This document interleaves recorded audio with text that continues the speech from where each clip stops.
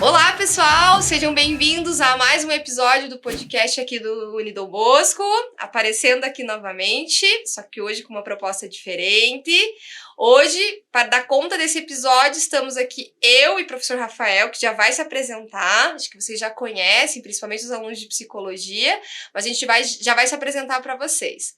A questão hoje é saúde mental, psicoeducação, higiene mental, alguns conceitos aí que a gente, como psicólogo, trabalha e que a gente quer falar um pouquinho aí para vocês. Mas antes de mais nada, professor Rafael, seja bem-vindo aqui de novo. Muito obrigado. Tá sorrindo já? Eu tava brincando que ele tava feliz só por estar do meu lado. É verdade. Professor, você pode se apresentar para nós, porque nosso podcast passa para nossa comunidade também acadêmica e também fora, né? Okay. Quem é você aqui dentro do Unidom Bosco? Legal.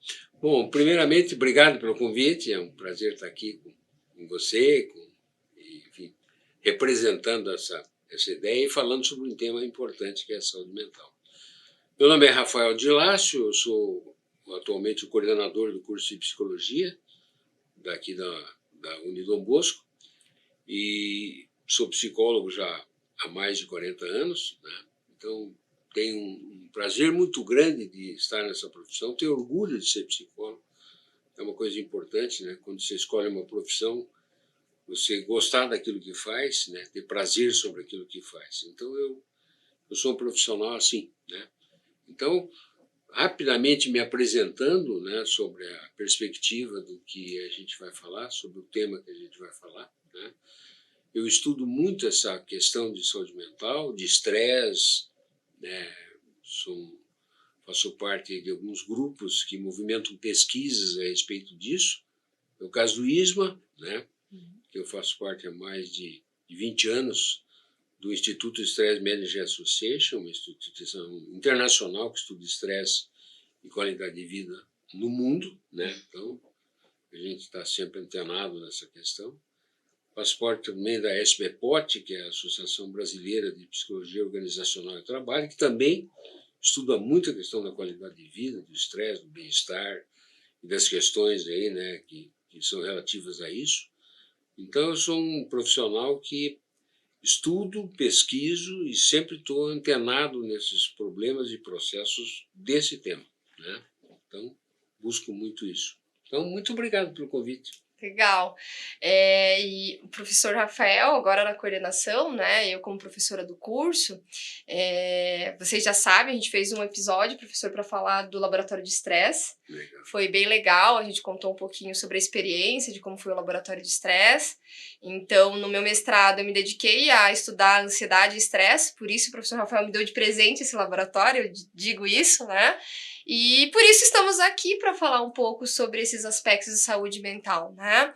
Acho que o nosso compromisso como psicólogos na sociedade também é difundir temas que são tão importantes e que parecem que às vezes nos dá a impressão, eu não sei se você pensa sobre isso, professor, mas parece assim, todo mundo está falando de saúde mental, mas eu não acho que está falando da maneira correta. Talvez, principalmente no momento de tecnologias, de informação, né? As pessoas, elas acabam se alimentando de informações que nem sempre são as corretas, né? E nem sempre são as científicas.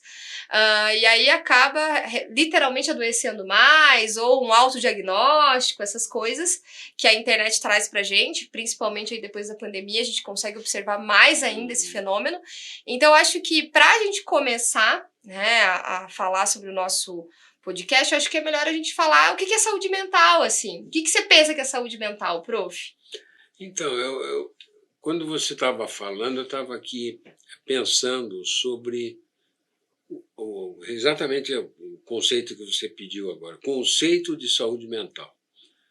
A partir de um princípio bem simples, né, vamos entender o seguinte: se as preocupações maiores e as pessoas se preocupam mais com as questões mais físicas, né? Então, se você tem uma dor no braço, se tem uma dor de estômago, se tem uma dor de cabeça, se tem uma dor muscular, se você tem uma doença, até um resfriado, uma gripe, enfim, essas coisas que estão mais aí, são mais comuns, né? O próprio Covid, né? Sim. Que a gente viveu aí 3 anos praticamente dentro desse princípio. as pessoas se preocuparam mais com as questões físicas do que emocionais, né? Certamente.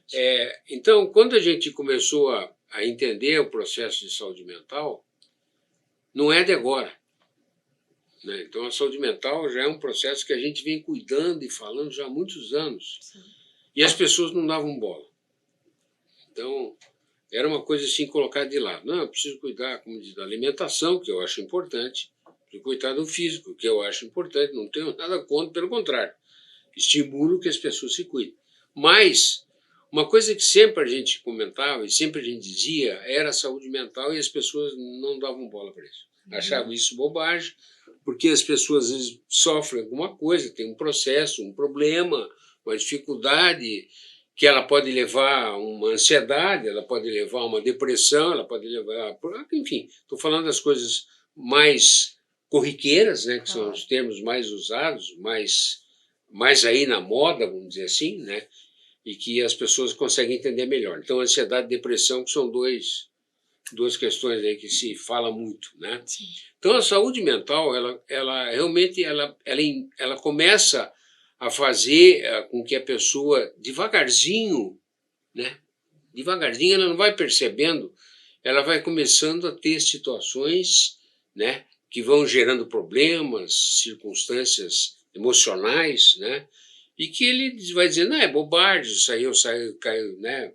Eu vou para uma balada, eu vou sair com meus amigos e tal, e eu venço esse problema. E aí está resolvido, né? Então, as pessoas sempre acham que na saúde mental você consegue, com simples, sei lá, uma atividade, alguma coisa, você consegue sair. Ajuda, mas não sai. Paliativamente, né? Momentâneo, Exatamente, é momentâneo. Então, esse é um grande problema que é a saúde mental. Eu tenho uma fábula que eu gosto de comentar sempre quando eu falo dessa questão de saúde mental, porque as pessoas se acomodam demais na situação e elas vão vivendo. Quando elas percebem, elas já estão no estado, por exemplo, de depressão, pegando forte. Elas estão num estado de ansiedade, pegando forte, né? Então, são situações assim, complicadas. E a fábula que eu me refiro, talvez você até se conheça, Lorena, é a fábula do sapo fervido. Não sei se você já ouviu falar, né? Já. Sabe? Então, eu acho essa uma demonstração bem específica do que é exatamente a saúde mental. O que é a fábula do sapo fervido? Se você pegar um sapo, eu vou dizer uma coisa assim que, lógico, talvez choque para alguns, mas é a pura verdade das coisas, né? Então a gente precisa entender o que eu estou querendo falar, não apenas o fato do que a gente está comentando. Então, qual é a questão? Se você pegar um sapo e você colocar ele dentro de uma panela com água fervendo, se jogar ele dentro, ele não é bobo nada, ele vai ver que aquilo está fervendo e vai pular fora. Ele vai se dar um jeito de pular fora da panela. Agora, se você pegar o sapo e colocar ele numa água normal e ir aquecendo essa água devagarzinho, essa água vai esquentando, ele vai se acostumando com aquilo e morre cozido. Isso é saúde mental, exatamente o que a gente está falando. A doença mental começa por aí, ela começa de leve, de leve, de leve, de leve. É essa água que vai fervendo e quando você percebe, você já está com o problema dentro de você. Né? Então, aí as crises de ansiedade, as questões da depressão, enfim, tudo isso que é o problema, né? E os dados aí não deixam a gente mentir, né? Porque dentro do dado da Organização Mundial de Saúde, nós somos o país mais ansioso do mundo, pô. Pera aí. O quinto mais depressivo. E o quinto mais depressivo. É a primeira causa de afastamento de trabalho hoje no Brasil, depressão. Exato. Então, que coisa, né? Um país que a gente olhava lá atrás, sei lá, uns 10 anos atrás, mais ou menos, você olhava e dizia assim, não, o brasileiro é criativo, o brasileiro é alegre, feliz, o brasileiro né? é feliz, o brasileiro é assim. O que aconteceu com a gente? Verdade. Né? Então, a questão da saúde mental, ela está pegando a gente de uma forma, né, que realmente está levando a consequências muito complexas, né? Então, a gente precisa cuidar muito da relação com a saúde mental, né? Então, até por isso é propício esse tema que a gente está discutindo, Sim. porque realmente nós temos uma dificuldade grande de entender o que é saúde mental, o que é a doença mental. Porque saúde seria o objetivo de todo mundo, ter todos saúde. Querem, né? Agora, a questão principal é que a falta ou a dificuldade que as pessoas estão tendo de ter saúde mental é que está levando ao problema sério, né? E que está aumentando, como eu falei, esse grau de ansiedade no mundo, esse grau de depressão no mundo, né? Que o Brasil está tendo. Né? E eu acho que aquilo que você traz, eu acho que é bem importante, até para ir de encontro com a tua fala. O ano passado eu participei de um evento da Associação Brasileira de Psiquiatria, que falava justamente sobre o dado em que nós chegamos de ser o país mais ansioso, a depressão, enfim. E eles resgataram, é legal você ter feito um paralelo com 10 anos atrás, por exemplo, porque eles resgataram um dado de 15 anos, mais ou menos, que o Brasil foi considerado o país que mais consumia psicotrópicos. Só que, se comparado com o número de diagnóstico, era desproporcional esse consumo, né? E aí a discussão, né, dessa mesa redonda era justamente entender que às vezes a gente tem um comportamento, eu digo que não só o brasileiro, mas às vezes a gente tem um comportamento de bom, eu tô triste, eu tomo um remédio, vai melhorar, né? E a gente sabe que é muito mais profundo. O remédio, claro, gente, né? Associado com terapia, né?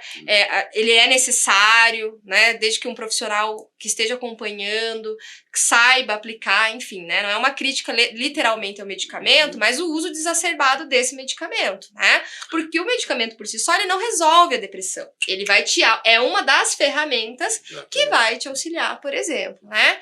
E aí, atrelado a isso, então a gente pode pensar assim, puxa, a gente tomou muito remédio, né? Passou 10, 15 anos, e aí o que aconteceu conosco? Realmente, tomar só o remédio não resolveu, porque a gente já consumia remédio suficiente, né? E aí traz um ponto que você trouxe até a questão do SAP, enfim, eu acho que traz a questão da higiene.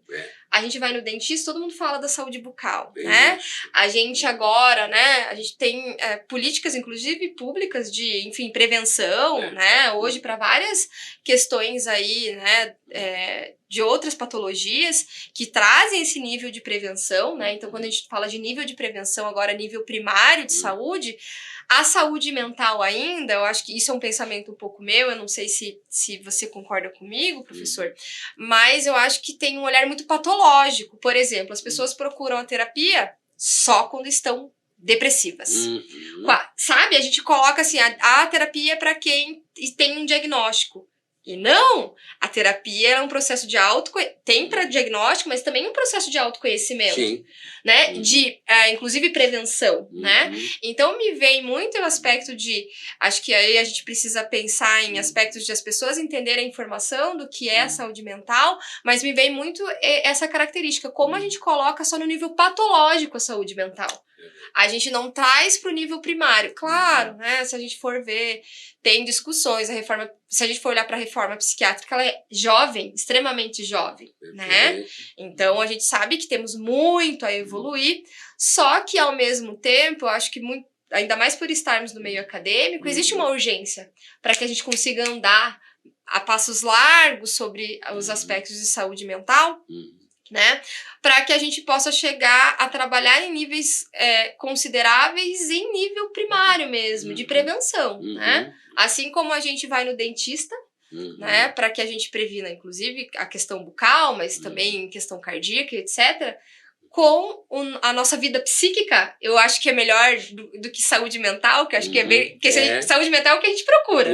Vamos pensar na nossa vida psíquica, eu acho que a gente poderia pensar sobre isso, como a gente andou muito para o nível patológico e a gente precisa caminhar para o nível de prevenção mesmo, né? Eu acho que tem que ter uma atuação, tem uma discussão bem considerável sobre atuação no nível patológico, mas eu acho que tem que ter esse tipo de discussão. Quando você falando aí, eu estava até aqui na minha cabeça, me surgiu um paralelo interessante, porque as pessoas, por exemplo, procuram uma academia para fazer o quê? Né? Alguns querem ganhar musculação, né? Outras querem potencializar a parte muscular, outras querem autoestima, beleza, enfim. corporal, né? Uhum. Isso é interessante, porque a academia traz isso, né? Então, existe aí uma série de... Eu não sou especialista dessa questão, mas eu sempre vejo os comentários, a gente vê as pessoas fazendo e buscando e cada vez mais. Uhum. Isso é ótimo, saúde, né? Não tem, como diz, só tem a elogiar a questão. Mas eu fiquei pensando, por que as pessoas não fazem isso com a sua saúde mental? Na terapia que você falou, as pessoas só buscam terapia quando já estão com um problema sério, né? Sim. E daí a solução é o psicólogo, que a medicação, muitas vezes, que Claro. precisa ser feita. Agora, quando a gente fala da palavra resiliência, as pessoas ficam, não, é criar uma resistência interna para poder vencer alguma coisa de impacto, de pressão, né? Mas eu digo para você, não é isso, não. Resiliência é exatamente essa questão que a própria academia faz com você na parte muscular. Você pode fazer isso com o emocional. Exato. Né? Quer dizer, você pode se preparar e ter condições emocionais internas para você poder viver. Exato. Num relacionamento amoroso, num relacionamento profissional, num relacionamento social, enfim, qualquer tipo de relacionamento que você tenha que enfrentar, se você aprende a ter o teu controle emocional, você consegue conviver bem. Isso. Porque você vai viver as questões que têm que ser vividas emocionalmente, mas vai viver de uma forma leve e não sofrer o impacto que aquilo pode te fazer em relação a algo que vai te pressionar, que é a questão que a própria sociedade faz com as pessoas, né? Sim. E aí cria todo um... Então, se você tem controle emocional, se você cria resiliência para isso, você consegue enfrentar bem. Caso não, você vai sofrer com aquilo. E aí você pode ter uma crise de ansiedade te derrubar. Você pode ter uma crise depressiva e te derrubar também. Né? Então, muitas pessoas passam com esse tipo de problema. Então, eu acho assim, né, que nós temos que começar a ver, nós psicólogos, né, nós dois somos psicólogos, e a gente entende, eu sou um psicólogo um pouquinho mais velho que você, pouca coisa, né? Pouca, professor. Né? Mas o que eu vejo assim, né, eu estou há 40 e poucos anos na psicologia. Quando eu comecei a psicologia, o preconceito da psicologia era muito alto, muito grande, era só para louco, psicóloga só para louco. E ainda a gente está aqui há 40 e poucos anos e tem gente falando isso. Sim. Né? Então, as pessoas ainda têm preconceito com a gente e acabam enfrentando problemas de doenças mentais por causa disso. Porque muitas vezes tem vergonha e não tem coragem de ir a um psicólogo, porque tem preconceito com essa relação. Agora, ele vai numa academia fazer a sua relação, sei lá, né, para crescimento muscular, para tudo, né, que ele precisa. Mas ele não vai a um psicólogo buscar exatamente essa resiliência que eu estou falando e essa busca do seu controle emocional para ele poder enfrentar problemas que muitas vezes podem levar ele a um problema muito mais sério do que ele imagina. Né? Como eu disse, a crise de ansiedade pode crescer tanto que pode chegar a uma síndrome de pânico. E o cara não consegue sair de casa. Né? Ele pode ter uma depressão que vai elevando o grau da depressão e ele ficar com problema sério. Ele pode ter uma síndrome de burnout. Exato. Ele pode ter um estresse em exaustão elevado. A grande questão, né, professor, é que nunca é do nada, né? Nunca é assim, eu tava bem, no dia depois eu não tô bem. É um acúmulo, né? Eu acho que a gente tem que desmistificar algumas coisas. Somos seres humanos, somos feitos de emoções positivas e negativas, isso, precisamos de tudo para sobreviver. Perfeito, né? Perfeito. Então isso é uma coisa muito importante, porque nós também estamos num momento acho que é o Zeitgeist da época, né? Que realmente prega de que as pessoas precisam ser felizes o tempo inteiro, que, né, a gente precisa estar bem o tempo inteiro. Mundo idealice, né? O mundo idealice, o mundo da fantasia, né? Mas, sei lá, se eu pensar nos meus últimos 15 dias, certamente pelo menos 1 ou 2 eu não estava muito bem. Isso aí. E tudo bem, porque somos seres humanos. Posso não estar bem, sei porque eu não dormi direito, ou porque aconteceu uma coisa chata no trabalho, ou no meu relacionamento, porque... enfim, né? E eu acho que a gente tem que sair dessa procura obsessiva de uma felicidade real, porque não existe essa felicidade 24 horas por dia de todos os... Não é? Boa colocação, isso. Eu acho que primeiro a gente tem que desmistificar isso antes da gente entrar em outros aspectos, professor, porque eu vejo muito isso, uma busca, né, até da minha escuta clínica, uma busca muito do ideal. E todos nós temos ideal. Só que a gente convive com o real. Né? Isso mesmo. E eu acho que conviver com o real é entender que esse é o ciclo da vida. Né? Então, acho que esses altos e baixos, essa felicidade, essa tristeza, né? O choro, né? Todas essas coisas fazem parte da vida. Mas o legal é como eu lido com isso. Perfeito. Né? Perfeito, as ferramentas, né? Aí te faz, né? Porque as emoções, elas vão da tristeza, da raiva, enfim, tudo é emoção. Sim. Alegria, tudo isso é emoção. Agora, como você lida? Exato. Quer dizer, mesmo o cara alegre demais, ele tem que saber lidar com isso. Exato, senão fica eufórico e perde todo o controle. E o com raiva demais também tem que saber lidar, porque senão ele acaba colocando isso tudo para fora de uma forma desacerbada, né? De uma forma totalmente colocada. Eu também penso que nem você, Lorena, acho que tem que ser uma coisa muito bem equilibrada, aí que eu falo da resiliência, aí que eu falo do controle emocional, aí que eu falo... Isso, muitas vezes, você não consegue sozinho. Perfeito. Né? Tem que ter um interlocutor, né? Você precisa de alguém que te ajude. Como diz o personal trainer, né? Exato. Você tem que ter o psychology trainer. Aquele que consegue... Exatamente. Quer dizer, a pessoa que vai te ajudar a pensar sobre essas questões e fazer com que você lide melhor com isso, né? E você seja feliz. Isso. Mas numa felicidade onde você seja, sabe, natural naquilo e não forçado. Exato. Né? A felicidade tem que ser espontânea. Exato. Né? Tem que ser uma coisa leve. Né? E ela não... daí agora falando sobre a felicidade, né? Sobre a ciência da felicidade, né? Harvard foi uma instituição que se dedicou, teve um professor, enfim, que se dedicou a entender o que é essa ciência da felicidade, né? E a ciência da felicidade é engraçado que, às vezes, uma pesquisa que eles realizaram lá, a gente, às vezes... anos, né? Anos. Perguntavam às pessoas, inclusive, assim, Rafael, o que te faz feliz? A primeiro momento, eles achavam que as pessoas iam dizer assim, o dia do meu casamento, aquele dia, aquela viagem, que você tá muito feliz, aquela viagem que você planejou.